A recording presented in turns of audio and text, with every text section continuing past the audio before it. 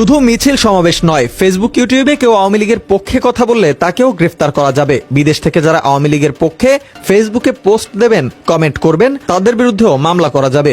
এছাড়া এখন থেকে পুলিশ পেনাল কোডের 188 ধারা অনুযায়ী আওয়ামী লীগ নেতাকর্মীদের গ্রেফতার করতে পারবেন, এমন তথ্য গণমাধ্যমকে দিয়েছেন বিভিন্ন পুলিশ ও আইনজীবীরা। সূত্র জানায়, এতদিন ফেসবুক ইউটিউবে আওয়ামী লীগের পক্ষে কন্টেন্ট তৈরি, পোস্ট দেয়া, পোস্টে কমেন্ট করার জন্য কাউকে গ্রেফতার করা হয়নি। তবে সরকারের পক্ষ থেকে বর্তমানে আওয়ামী লীগের পক্ষে সাইবার স্পেসে কার্যক্রম নিষিদ্ধ করায় তাদের গ্রেফতার করা যাবে।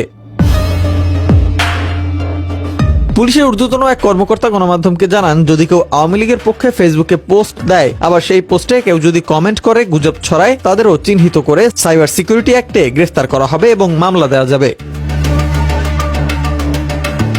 তিনি আরো বলেন, যারা বিদেশে বসে এসব করবেন তাদের বিরুদ্ধে তদন্ত হবে এবং মামলা দায়ের করা যাবে। কখনো দেশে এলে তাদের গ্রেফতার করারও বিধান রাখা হয়েছে। অর্থাৎ সাইবার স্পেস ব্যবহার করে কেউ আওয়ামী লীগের পক্ষে কথা বললে সেটি সরকারের আদেশ অমান্য বলে গণ্য হবে এবং সংশ্লিষ্ট ব্যক্তিকে আইনের আওতায় আনা যাবে।